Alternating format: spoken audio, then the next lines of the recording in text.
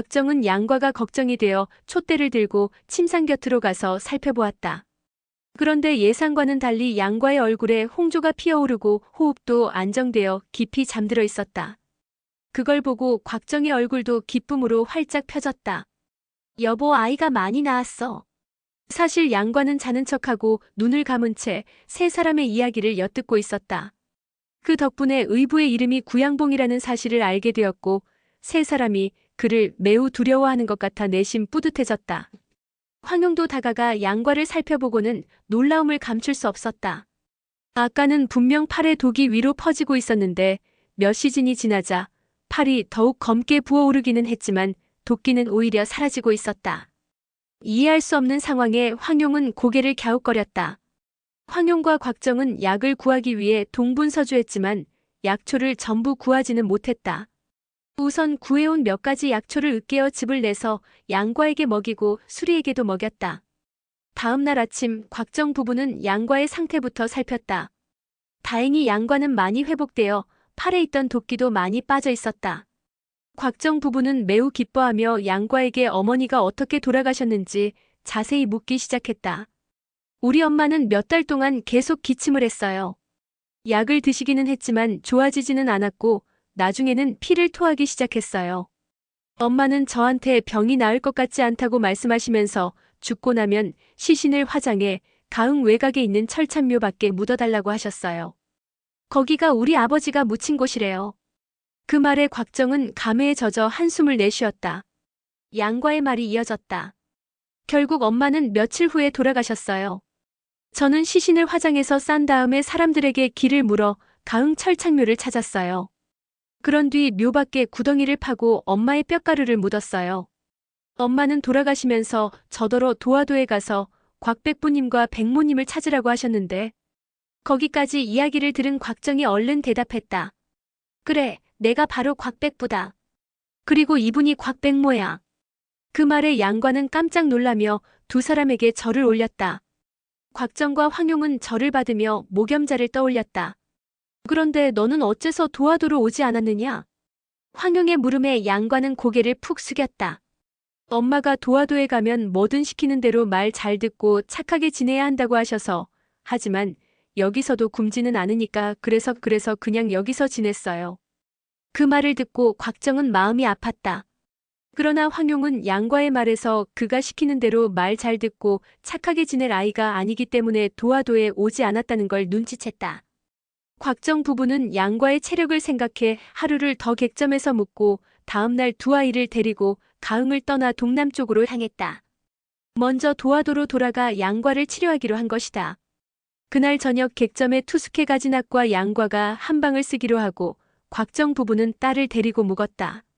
한밤중에 잠들었던 곽정 부부는 지붕에서 뭔가 부스럭거리는 소리를 들었다. 뒤이어 옆방의 가진학이 호통을 치며 창밖으로 뛰어나가는 소리가 들렸다. 놀란 곽정과 황용이 벌떡 일어나 창가로 가보니 지붕 위에서 가진학이 맨손으로 누군가와 싸우고 있었다. 상대는 다름 아닌 구양봉이었다. 곽정은 구양봉이 사부를 해칠까봐 서둘러 지붕 위로 몸을 날리려 했다. 그 순간 가진학이 비명을 지르며 지붕에서 떨어지고 있었다. 곽정은 재빨리 몸을 날려 가진학의 머리가 땅에 떨어지려는 순간 가볍게 그의 목덜미를 잡아채고 사뿐히 바닥에 내려놓았다. 의대사부님, 다치지 않으셨습니까? 나는 괜찮으니 어서 가서 구양봉을 잡아라. 그 말에 곽정은 몸을 날려 지붕 위로 올라갔다. 그때는 이미 황용이 구양봉과 일전을 치르고 있었다. 이미 당대 여고수 중 최고라고 평가받는 황용이었다. 서도 구양봉과 격전을 치르면서도 전혀 뒤지지 않았다. 구양선생, 그간 안녕하셨소? 곽정의 인사에 구양봉은 어리둥절한 표정을 지었다. 지금 나를 뭐라고 불렀지? 구양봉은 어찌할 바를 모르고 황용의 공격을 막기만 하며 곽정의 말을 되씹어 보았다. 아무래도 구양이라는 두 글자가 자신과 밀접한 관련이 있는 듯했다. 곽정이 뭔가 계속 이야기하려는데 황용은 구양봉이 아직 정신이 완전히 되돌아오지 않았음을 눈치채고 얼른 끼어들었다. 당신 이름은 조전이에요. 그러자 구양봉이 손을 거두고 뒤로 물러나서는 황용을 똑바로 바라보았다. 내가 조전이라고? 그러자 황용이 고개를 갸웃하며 다시 말했다. 아닌가? 아, 맞다. 당신 이름은 주진이에요. 황용은 입에서 나오는 대로 여러 이름을 아무렇게나 내뱉었다. 그러지 않아도 혼란스럽던 구양봉의 머릿속은 황용이 줄줄이 떠들어대는 수십 개의 이름 때문에 더욱 어지럽게 헝클어지고 말았다. 넌 누구지? 나는 또 누구냐? 구양봉이 머리를 감싸 쥐고 어지러워하는데 뒤에서 가진학이 호통쳤다. 너는 내 5 형제를 죽인 원수, 노동물이다. 그 말과 함께 철장이 구양봉의 등을 찔렀다. 지붕에서 떨어졌던 가진학이 얼른 방으로 가서 철장을 들고 다시 올라온 것이다. 그때 가진학에게 조심하라고 곽정이 소리쳤다. 곽정의 외침과 동시에 가진학은 비명을 지르며 철장과 함께 마당으로 떨어졌다. 구양봉의 반탄지력에 오히려 공격했던 가진학이 튕겨지고 만 것이다.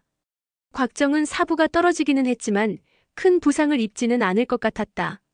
그러나 구양봉이 그 기세를 타고 쫓아간다면 분명히 심각한 타격을 입을 상황이었다. 순간 곽정의 몸이 흔들리는가 싶더니 어느새 구양봉 앞을 가로막고 섰다. 놀란 구양봉이 2 걸음 물러나자 곽정은 왼쪽 다리를 살짝 구부리며 오른손으로 원을 그려 곧바로 밀어냈다. 바로 항룡 18장 중 항룡유해였다. 10여 년 넘게 구음진경을 연마한 곽정의 항룡유해는 이미 과거 홍칠공을 넘어선 상태였다. 구양봉은 엄청난 풍압이 느껴지자 황급히 몸을 낮추고 곧바로 쌍장을 뻗어냈다. 바로 그가 가장 자랑스럽게 생각하는 한마공이었다. 비록 구음진경을 거꾸로 수련하기는 했으나 그동안 구양봉 역시 내공이 강해진 건 사실이었다. 다만 잘못된 수련으로 발전 속도가 정석대로 수련한 곽정보다 못했다. 그 바람에 2 사람의 무공 수위가 우열을 가리기 힘든 상황이 되고 말았다. 옆에서 지켜보던 황용은 곽정이 승산이 있다고 판단하고 나서지 않았다. 곽정과 구양봉이 서로의 장력으로 맞서자 그 힘의 무게는 고스란히 2 다리에 실렸다. 잠시 후 발밑에서 삐걱거리는 소리가 나기 시작하더니 굉음과 함께 지붕에 커다란 구멍이 뚫리면서 2 사람은 함께 그 구멍으로 떨어지고 말았다. 그걸 보고 놀란 황용도 얼른 구멍으로 뛰어내려갔다. 2 사람은 여전히 서로 손바닥을 마주댄 채 내공을 겨루고 있었다. 그런데 그런 2 사람 밑에 객점에서 자고 있던 손님의 몸이 깔려 있었다. 그 사람은 자다가 갑자기 지붕이 무너지는 바람에 2 다리가 부러져 고통을 호소하고 있었다. 그러자 곽정은 밑에 깔린 사람이 걱정되어 다리에 제대로 힘을 주지 못했다. 그러나 구양봉은 다른 사람의 목숨 따위는 아랑곳하지 않았다. 그 결과 이제껏 대등했던 2 사람의 내공 대결은 곽정이 발에 힘을 빼는 순간 균형이 무너져 버렸다. 황용은 남편의 몸이 점차 뒤로 밀리는 것을 보고 마음이 다급해졌다. 원래라면 내공을 겨루고 있는 2 사람을 건드리는 것은 2 사람 모두에게 위험한 일이었다. 그러나 이미 힘의 균형이 무너진 상태에서 그냥 놔둬도 곽정이 위험하기는 마찬가지였다. 그럴 바에는 지금 구양봉을 공격하는 게 최선이라는 판단이 섰다. 둘 다 심한 내상을 입기는 하겠지만 곽정에게는 황용이 있으니 시간이 걸릴 뿐 내상을 치료하는 건 어렵지 않았다. 결심을 굳힌 황용이 몸을 날리며 구양봉에게 나경신 검장을 날렸다. 갑자기 옆에서 강력한 풍압이 밀려오는 걸 느낀 구양봉은 순간 내력을 폭발시켜 쌍장으로 곽정의 장력을 잠시 밀어낸 다음 오른손바닥으로 곽정의 오른손바닥에 마주댔다. 그러곤 자유로워진 왼손으로 나경신 검장을 맞받아쳤다. 순간 엄청난 충격음과 함께 기파가 사방으로 퍼져나갔다. 그와 동시에 구양봉과 곽정은 비명을 지르며 각자 2 걸음씩 밀려났다. 곧이어 주위에 흙먼지가 일더니 곧 벽이 무너져 내렸고 그 바람에 남아있던 지붕도 주저앉았다. 3 사람은 황급히 지붕이 무너지기 전에 몸을 뺐다. 구양봉과 곽정은 서로 반장도 되지 않는 거리를 두고 꼼짝도 하지 않고 서 있었는데 둘 다 내상을 입은 것이 분명했다. 황용은 즉시 남편 곁으로 가서 방어 태세를 갖추었다. 그 순간 2 사람은 우웩하는 소리와 함께 누가 먼저랄 것도 없이 피를 토했다. 대단하군, 대단해. 구양봉은 미친 듯 웃어젖히고는 등을 돌려 성큼성큼 걸음을 옮겼다. 그러고는 눈 깜짝할 사이에 모습을 감추었다. 황용은 지금이라도 구양봉을 추적해 끝을 볼까도 생각했지만 곽정이 심한 내상을 입은 마당에 자기까지 자칫 부상이라도 입게 된다면 도화도로 가는 길이 위험해질 것이라 판단하고 추격을 하지 않았다. 객점 안은 순식간에 아수라장이 되어 도처에서 울부짖는 소리가 들려왔다. 황용은 더 이상 그곳에 머물 수 없다는 것을 알고 가진학에게 당장 떠나자고 했다. 어느새 가진학은 곽부를 안고 그들 부부 옆에 서 있었다. 그런데 양과가 어디로 갔는지 보이지 않았다. 그러나 황용은 남편이 중상을 입은 터라 다른 일에 신경 쓸 틈이 없었다. 황용은 가진학에게서 딸을 받아 안았고 가진학은 곽정을 등에 업고 북쪽을 향해 걸었다. 곽정은 구양봉의 장력에 기혈이 막혀 잠시 말을 할 수가 없었다. 그러나 절세 고수인 곽정은 가진학의 등에 업혀 가만히 호흡을 가다듬으며 기와 맥을 조절했다. 그렇게 심리 정도를 갔을 때 곽정은 막혔던 기혈을 뚫었다. 대사부님, 이제 괜찮습니다. 그러자 가진학이 곽정을 내려놓으며 물었다. 정말 괜찮은 거냐? 그 말에 곽정은 고개를 끄덕였다. 한마공이 정말 대단하긴 대단하더군요. 곽정은 고개를 들어 엄마 품에 얼굴을 묻고 깊이 잠든 딸을 바라보다가 문득 가슴이 덜컥 내려앉았다. 관은 어디 있죠? 그러자 황용이 말했다. 영리한 아이니깐 큰일은 없을 거예요. 우선 쉴 곳을 마련한 후에 제가 돌아가서 찾아볼게요. 그 무렵 날이 어슴풀에 밝아오고 있었다. 덕분에 길가의 나무와 집들도 어렴풋하게나마 모습을 구별할 수가 있었다. 내 상처는 별것 아니니 함께 가서 찾아봅시다. 그 말에 황용은 눈썹을 찌푸렸다. 그때 길 옆 하얀 담벼락 뒤에서 작은 머리 하나가 튀어나왔다가 다시 들어가는 것이 보였다. 황용이 달려가 잡고 보니 바로 양과였다. 양과는 웃으며 황용을 바라보았다. 백모님 이제 오세요? 여기서 한참 기다렸어요. 그 말에 황용은 뭐라 말할 수 없는 의욕이 생겼지만 그냥 넘어갔다. 그래, 우리가 늦었구나. 어서 가도록 하자. 그렇게 다시 만난 일행은 도화도를 향해 발걸음을 옮겼다. 어느새 잠에서 깨어난 곽부가 뒤따라오는 양과에게 물었다. 어디 갔었어? 그러자 양과가 웃으며 답했다. 귀뚜라미 잡으러 갔는데 재미있는 구경을 했어. 그 말에 곽부가 뭐가 재미있었냐고 물었다. 큰 귀뚜라미랑 늙은 귀뚜라미가 싸우는데 늙은 귀뚜라미가 지니까 작은 귀뚜라미 2마리가 더 붙어서 늙은 귀뚜라미를 도와주는 거야. 그렇게 3마리 귀뚜라미랑 1마리 귀뚜라미가 싸우는데 정말 대단했어. 양과는 여기까지 이야기하고는 입을 다물었다. 그래서 어떻게 됐는데? 곽부가 묻자 양과가 웃으며 이야기했다. 한참 재미있게 보고 있는데 다들 오시는 바람에 귀뚜라미가 다 도망가 버렸어. 황용이 가만히 들어보니 양과가 구양봉을 두둔하며 자기 부부와 가진학을 비꼬고 있는 듯했다. 피는 못 속인다고 하더니 그 아비의 그 아들이로군.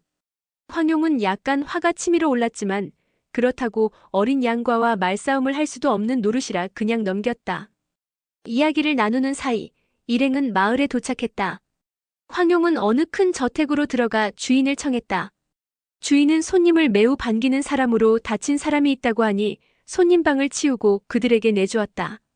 곽정은 밥을 배불리 먹고는 자리에 앉아 눈을 감고 운기조식을 시작했다. 황용은 남편이 안정을 되찾자 어느 정도 위험한 고비를 넘겼다고 생각하면서 그 옆을 지켰다. 그러고는 가만히 앉아 양과를 만나고 난 이후에 터진 여러 가지 일들을 생각해 보았다. 생각할수록 이상한 점이 한두 가지가 아니었으나 물어본다고 사실대로 이야기할 것 같지도 않았다. 할 수 있는 것이라곤 양과를 주의 깊게 지켜보는 것밖에 없었다. 그렇게 일행은 저녁 식사를 마치고 각자 잠자리에 들었다. 양과는 가진학과 한방에서 잠을 잤다. 한밤중에 양과는 슬그머니 일어나 가진학이 코를 골며 깊이 잠든 것을 확인하고는 몰래 방을 빠져나갔다. 그러곤 담 옆에 있는 나무를 타고 올라가 담을 넘어 빠져나갔다. 저택을 빠져나온 양과는 그대로 남서쪽으로 8리 정도를 달려 철창묘 앞에 당도했다. 양과는 철창묘 문을 열고 들어서며 아버지를 소리쳐 불렀다. 그러자 안쪽에서 짧은 신음소리가 들렸는데 바로 구양봉의 목소리였다. 그 소리를 듣고 양과는 뛸 듯이 기뻐하며 탁자를 더듬어 촛대를 찾은 후 남은 초에 불을 붙였다. 그러자 신상 앞에 놓인 반석 위에 누워있는 구양봉이 보였다. 지난밤 양과가 가진학과 한방에서 자는 동안 구양봉은 양과를 보러 객점에 왔었다. 그러다가 가진학이 잠에서 깨는 바람에 구양봉과 싸움이 벌어진 것이다. 이후 황용과 곽정 두 사람이 함께 맞서게 되었고 양과는 숨어서 그 싸움을 지켜보았다. 결국 구양봉과 곽정이 동시에 부상을 당하고 구양봉이 먼저 모습을 감추어 버렸다. 양과는 어수선한 가운데 아무도 자신에게 주의를 기울이지 않자 살그머니 구양봉이 사라진 방향으로 그를 쫓아갔다. 처음에는 구양봉이 워낙 빨라 쫓아갈 수 없었으나 구양봉의 상처가 발작하기 시작하면서 점차 걸음이 느려지자 그를 따라잡을 수 있었다. 양과는 구양봉을 부축해 길가에서 쉬도록 했다. 양과는 만일 자신이 돌아가지 않으면 황용과 가진학 등이 찾으러 올 것이고 그러면 의부의 목숨도 위험해질 것이라는 생각이 들었다. 그래서 구양봉과 철창묘에서 만나기로 하고 헤어졌다. 이 철창묘는 두 사람 모두에게 사연이 있는 곳이라 구양봉도 철창묘라는 이름을 대자 금방 알아들었다. 그렇게 양과는 혼자 길목에서 기다렸다가 곽정 일행을 만났고 이렇게 한밤중이 되어서야 구양봉을 살피러 온 것이다. 그런데 반듯하게 누워있는 구양봉은 호흡도 약하고 낯빛도 어두워 보였다. 사실 구양봉과 곽정은 비슷하게 내상을 입었으나 안정적인 정종 내공을 바탕으로 정석대로 구음진경을 익힌 곽정은 회복 속도가 매우 빨랐다. 그에 반해 강함만을 추구하는 사도무공을 바탕으로 구음진경마저 비상식적으로 수련한 구양봉은 회복 속도가 곽정보다 훨씬 떨어졌다. 양과는 품에서 만두를 꺼내 구양봉 손에 쥐어주었다. 아버지, 드세요. 구양봉은 적을 만날까봐 하루 종일 철창묘 안에 숨어있는 바람에 여러 끼니를 굶고 있었다. 줄인 배를 움켜쥐고 있던 그는 만두를 보자 허겁지겁 먹어댔다. 아버지, 만두를 좀 더 챙겨왔으니 천천히 드세요. 구양봉은 어느 정도 배를 채우고 나니 한결 기운이 나는 듯했다. 그들은 어디 있느냐? 구양봉의 물음에 양과는 하나하나 자세히 대답해줬다. 그 곽가라는 놈도 내 장력에 당했으니 앞으로 7일 내에는 회복하기 힘들 거다. 또 그 마누라는 남편 수발을 드느라 함부로 움직이지 않을 테고. 문제는 그 장님이로구나. 오늘 밤에 오지 않는다면 내일은 꼭 올 텐데 큰일이다. 내가 그의 형제를 죽인 것 같은데 도통 기억이 나지 않는군. 그러면서 구양봉이 기침을 토해냈다. 양과는 턱을 괴고 바닥에 앉아 머릿속으로 이런저런 궁리를 하다가 갑자기 손뼉을 치며 말했다. 그 늙은 장님은 앞을 못 보니 제가 바닥에 함정을 좀 깔아놓을게요. 그러곤 탁자 위에서 촛대 4개를 들고 와서 초를 뽑아내고는 촛대만 입구에 세워놓았다. 그런 뒤 문을 살짝 닫고는 묵직한 철양로를 옮겨와 문 위에 올려두었다. 양과는 뭔가 함정을 더 만들기 위해 주위를 둘러보았지만 당장 이용할 만한 것은 보이지 않았다. 양옆 편전에 커다란 무쇠종이 각각 매달려 있었는데 그 무게만 1000근은 좋게 넘을 듯했다. 종 꼭대기에 달린 굵은 갈고리가 나무로 만든 데와 이어져 있었는데 오랜 세월 손보지 않아 여기저기 낡고 무너졌지만 이 종과 대는 손상된 곳 없이 튼튼해 보였다. 양과는 종대를 보며 가진학이 쳐들어오면 자기는 이 종대 위로 올라가 숨어야겠다고 생각했다. 그때 밖에서 철장이 땅을 때리는 소리가 들려왔다. 바로 가진학이 온 것이다. 철장 두드리는 소리가 점점 다가오자 구양봉은 벌떡 일어나 마지막 남아있는 힘을 모두 짠의 오른손에 모았다. 가진학은 구양봉이 중상을 입어 멀리 가지 못했을 거라는 곽정 부부의 이야기에 바로 철창묘를 떠올렸다. 옆을 지켜줄 일행도 없는 구양봉이 민가를 찾아갔을 리는 없을 테니 자기한테 익숙한 철창묘에 숨어 있으리라 생각한 것이다. 5 형제가 구양봉 손에 처참하게 죽어간 걸 생각하면 복수할 수 있는 기회를 그냥 놓칠 수만은 없었다. 구양봉보다 무공이 한참 뒤떨어지는 가진학이 자기 손으로 구양봉을 죽일 수 있는 기회가 언제 또 오겠는가? 체력을 비축하기 위해 일찍 잠자리에 든 가진학은 모두가 잠든 한밤중에 깼다. 그러곤 나지막한 목소리로 양과를 불러보았다. 그러나 양과는 아무런 반응이 없었다. 평소라면 호흡 소리가 없는 것을 눈치채고 양과가 없다는 걸 알았겠지만 복수할 생각에 정신이 팔려있던 가진학은 양과가 깊이 잠든 것이라 생각하고 조용히 몸을 일으켜 그 길로 담을 넘었다. 그렇게 오랜 복수의 칼을 갈며 철창묘 앞에 도착한 가진학은 조용히 귀를 기울여 보았다. 역시나 생각대로 안에서 누군가의 기척이 느껴졌다. 노동물. 내가 너를 찾아왔다. 용기 있으면 썩 나서거라. 그는 호통을 치며 철장으로 땅바닥을 힘껏 내리쳤다. 그러나 안에서는 아무런 대답도 들려오지 않았다. 구양봉은 겨우 기를 오른손에 모으고 있었기에 입을 열어 기를 흐트리고 싶지 않아 입을 꾹 다문 채 말없이 서 있었다. 가지낙은 몇 차례 소리를 질러보아도 아무런 대답이 없자 철장을 들어 철장묘의 문을 밀고 발을 들여놓았다. 그 순간 바람 가르는 소리가 들리더니 머리 위에서 뭔가 묵직한 게 떨어지는 소리가 들렸다. 그러자 가지낙이 그것을 피하기 위해 왼발을 옆으로 옮기는 순간 뾰족한 뭔가를 밟고 말았다. 그 순간 신발 바닥이 찢어지며 발바닥에 찌릿찌릿한 통증이 퍼졌다. 그와 동시에 머리 위에서 떨어지던 것에 가속이 붙었는지 더욱 빠른 속도로 하강하여 가지낙의 머리를 때리기 일보 직전이었다. 가지낙은 생각할 틈도 없이 철장을 휘둘러 그것을 쳐냈다. 그러자 쨍 하고 쇠 울리는 소리가 귓전을 때렸다. 가지낙은 머리 위에 철양로를 쳐내며 바닥으로 몸을 굴렀다. 촛대는 다행히 발 깊숙이 찔리지 않아 견딜만 했으나 그 옆으로 촛대가 더 있을 줄은 예상하지 못했다. 그 바람에 또 다른 촛대에 오른쪽 어깨를 찔리고 말았다. 그가 왼손으로 촛대를 뽑아버리자 피가 쏟아져 나왔다. 그런데도 구양봉은 가지낙을 공격하지 않고 가만히 서 있기만 했다. 구양봉이 이런 함정을 파고 기다렸다고. 그는 구양봉의 호흡을 듣고 발로 땅바닥을 더듬거리며 한 걸음 한 걸음 다가갔다. 어느새 가지낙의 입가에 미소가 걸려 있었다. 보통은 이런 치졸한 함정을 파놓고 기다린 것에 화가 나야 했지만 가지낙은 오히려 그 반대였다. 지금 구양봉은 이런 치졸한 함정을 만들어놔야 할 만큼 약해져 있다는 뜻 아니겠는가? 약 3자쯤 떨어진 거리에 멈춰선 가지낙이 하얀 이를 드러내며 구양봉에게 물었다. 노동물, 마지막으로 남길 말이 있느냐? 오늘의 영상은 여기까지입니다. 영상이 도움이 되셨다면 구독과 좋아요, 알람 설정 부탁드립니다. 시청해주셔서 감사합니다.